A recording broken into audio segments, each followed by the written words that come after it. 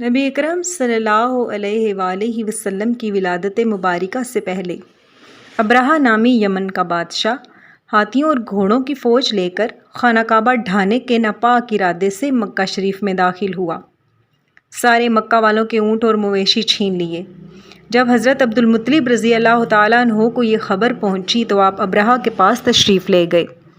ابرہہ نے جب ایک بلند قامت، روبدار اور نورانی چہرہ اور چمکتی پیشانی والی باعظمت شخصیت کو دیکھا تو تعظیم کے لیے اٹھ کھڑا ہوا اور حال دریافت کیا تو آپ نے بتایا، تیرے لوگ جو ہمارے اونٹ اور بکریاں لے آئے ہیں وہ ہمیں واپس کر دے۔ ابرہہ نے کہا، آپ سردار قریش ہیں، میں نے سمجھا شاید کعبہ کے بارے میں کچھ دریافت کرنے آئے ہوں گے۔ حضرت عبد المطلب نے فرمایا، میں اونٹ بکریوں کا مالک ہوں، اپنی ملکیت کی چیزیں لینے آیا ہوں، اور کعبہ اللہ کا گھر ہے، وہ جس کا گھر ہے وہی اس کی حفاظت فرمائے گا۔ حضرت عبد المطلب رضی اللہ تعالیٰ عنہ جب تشریف لائے تو ابرہہ کا ہاتھی، جس کا نام محمود تھا، حضور اکرم نور مجسم سرور عالم صلی اللہ علیہ وآلہ وسلم کے نور مبارک کی تجلی حضرت عبد المطلب رضی اللہ تعالیٰ عنہ کی پیشانی میں دیکھ کر سجدہ میں گر گیا، حالانکہ وہ ہاتھی کسی کو سجدہ نہیں کرتا تھا۔ اس کے بعد وہ ہاتھی فصیح زبان میں بولا، اے عبد المطلب، اس نور پر میرا سلام ہو جس کی تجلی اب بھی آپ کی پشت مبارک میں ہے۔ آپ اپنے اونٹ لے کر واپس لوٹ گئے اور مکہ والوں سے فرمایا، تم بھی اپنے جانور لے کر مکہ کے باہر چلے جاؤ۔ پھر اپنے خاندان کے چند افراد کو لیے ہوئے خانہ کعبہ میں جا کر گریہ وزاری کے ساتھ دعا کی اور پہاڑ کی چوٹی پر چڑھ کر عجائب قدرت کا منظر دیکھنے لگے۔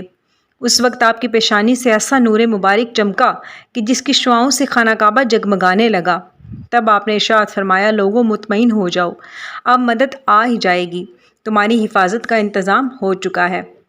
ادھر ابرہہ لشکر جرار لے کر خانہ کعبہ کی طرف ناپاک ارادے سے آ رہا تھا اور اس کا ہاتھی محمود بیٹھ گیا۔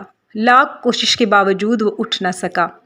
اچانک عذاب الہی آیا، ابابیل پرندوں کی صورت میں ظاہر ہوا جو اپنی چونچ اور پنجوں میں 3 کنکریاں رکھتے تھے۔ ہر ایک سوار کے سر پر ایک کنکری ڈالتے تو وہ کنکری سر سے جسم کے آخری حصے تک سوراخ کرتی ہوئی جسم کے باہر نکل جاتی، جس کے نتیجے میں کوئی ایک شخص بھی زندہ نہ بچ سکا۔ سب کے سب ہلاک ہو گئے، جس کا ذکر سورہ فیل میں موجود ہے۔ الم تر کیف فعل ربک باصحاب الفیل الم یجعل کیدہم فی تضلیل وارسل علیہم طیرا ابابیل ترمہم بحجارۃ من سجیل فجعلہم کعصف مأکول۔ سورۃ فیل آیت نمبر 1 تا 5۔